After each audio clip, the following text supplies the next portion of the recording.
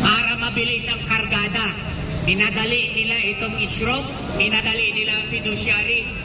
Anong gagawin nila ngayon? Kakargaan nila ngayon. Walang pinagkaiba yan eh. Nakabalas tangka eh. Kaya sa Senado, pupunuin nila to. Pupunuin nila. Kung nagbabalas tayo, sila nagbabalas din. Nagkakarga sila ng batas kontra Marino. Natutukan lang natin itong fiduciary. Natutukan lang natin itong escrow. Pero meron pa tayo ibang batas na dapat pa natin pag-usapan.